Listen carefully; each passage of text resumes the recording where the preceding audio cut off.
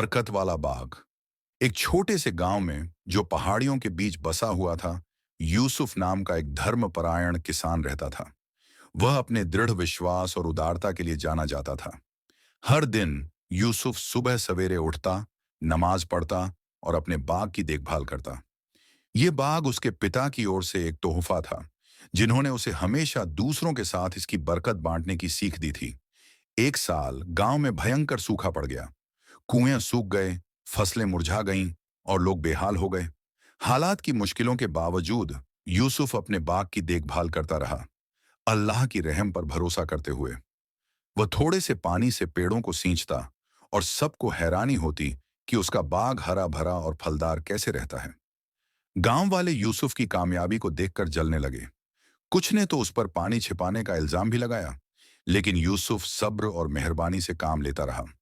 उसने गांव वालों को दावत दी कि वे जितना चाहें फल ले जाएं और कहा, यह बाग सिर्फ मेरा नहीं है, यह अल्लाह की तरफ से एक नेमत है और इसकी बरकत सबके लिए है।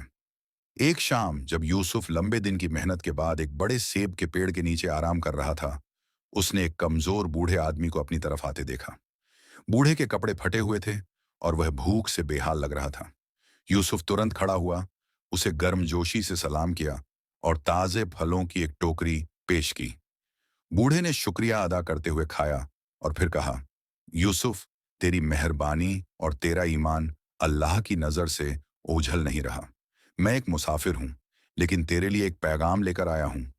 अल्लाह ने तेरा सब्र और तेरी सखावत देखी है और वह तुझे इनाम देना चाहता है। आज रात इस पेड़ के नीचे खोद, तो ऐसी चीज मिलेगी जो तेरी जिंदगी बदल देगी। यूसुफ के जवाब देने से पहले ही बूढ़ा आदमी गायब हो गया।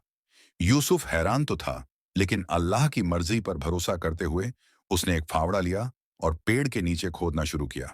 थोड़ी देर बाद फावड़े को किसी सख्त चीज से टकराहट हुई। उसने मिट्टी हटाई तो एक छोटा सा संदूक नजर आया, जिसमें सोने के सिक्के और एक नोट था जिस पर लिखा था, जो लोग अल्लाह पर भरोसा करते हैं और उसकी नेमतों को बांटते हैं, उनके लिए उसकी रहमत का कोई अंत नहीं है। यूसुफ शुक्रगुजारी के साथ जमीन पर गिर गया। अगली सुबह उसने गांव वालों को इकट्ठा किया और संदूक दिखाया। यह सिर्फ मेरे लिए नहीं है, उसने ऐलान किया, यह हम सब के लिए है। इस दौलत से हम एक कुआं खोद सकते हैं जो गांव में पानी लाएगा और यकीनी बनाएगा कि कोई भूखा न रहे। गांव वाले यूसुफ की बेलौसी से बहुत प्रभावित हुए। सबने मिलकर एक कुआं खोदा और जल्द ही पानी की भरमार हो गई। सूखा खत्म हो गया और गांव फिर से खुशहाल हो गया। यूसुफ का बाग उम्मीद और ईमान की निशानी बन गया, जो सबको याद दिलाता था कि जो अल्लाह पर भरोसा करते हैं और दूसरों की मदद करते हैं, उनके लिए अल्लाह की नेमतें बेहद हैं।